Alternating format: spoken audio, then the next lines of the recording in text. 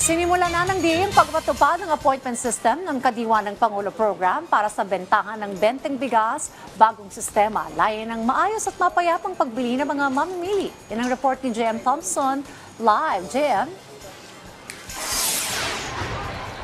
Dayan, ipinatupad na nga simula kahapon yung bagong sistema ng Kadiwa ng Pangulo Program dito sa Bureau of Animal Industry o BAI, Quezon City, yung appointment system para sa mga mamimili. Maaga pa rin pumila ang mga bibili ng bigas dito sa Kadiwa kahit pa sila ay nakapag-register na kagabi pa. May hiwalay na pila ang mga nakapag-register at may pila rin yung mga mag-walk-in. Ayon naman sa tagapamahala dito sa Kadiwa, priority yung mga nakapag-appointment pero sinisiguro naman nila na hanggat may supply ay tuloy-tuloy ang kanilang pagbebenta kahit hindi pa nakapag-register. Layo ng sistemang ito na panatilihin ang maayos at mabilis na distribusyon ng murang bigas sa mga mamimili. Bago pa nga ang Semana Santa, gabi pa lang, dagsa na ang ating mga kababayan dito sa Kadiwa, Quezon City.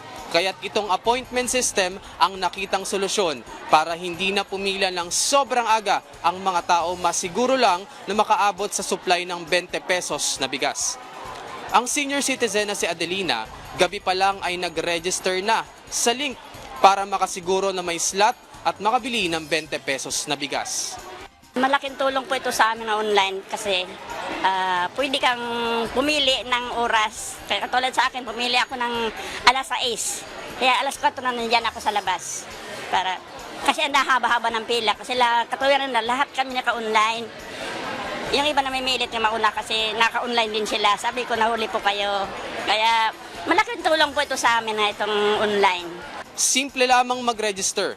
Hanapin ang link o QR code na nakapost sa Kadiwa FB page. Sundin lamang ang proseso at kapag nakapag-register ka na, pwede ka nang pumunta sa mismong tindahan ng Kadiwa. Nagsisimula ang pagbebenta dito ng alas 6 ng umaga hanggang alas 2 ng hapon.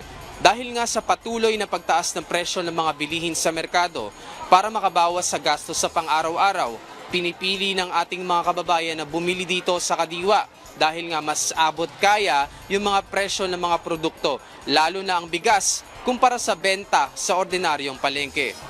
Ayon sa huling tala ng Philippine Statistics Authority o PSA, as of March 1, nasa 1.88 million metric tons ng stock ng bigas ang meron sa bansa. Ibig sabihin, tumaas ito ng 16.5% sa kaparehong buwan noong nakaraang taon na mayroon lamang 1.61 million metric tons ng stock ng bigas. Pero dahil rin sa tumataas na presyo ng produktong petrolyo, apektado na ang mga local farmers na nagsusupply ng bigas dahil sa mas mahal na singil para sa pag-aangkat ng bigas mula sa mga sakahan patungo sa mga trading centers. Sinisiguro naman ng pamahalaan na sapat ang supply ng mga pang-araw-araw na pangangailangan ng mga tao, lalo na ang bigas, sa kabila ng tuloy-tuloy na pagtaas ng presyo ng produktong petrolyo, dulot pa rin ng kaguluhan sa gitnang silangan. Dayan, kasalukuyan ngang nakapila yung mga kababayan natin dito sa Kadiwa, Quezon City at nagsimula ng bumili yung mga tao dito. At sa ngayon, puno na yung slot na 1,000 slot para sa araw na ito. Pero magbubukas ito mamayang alas 2 ng hapon para sa kinabukasang pagbebenta nila sa Kadiwa.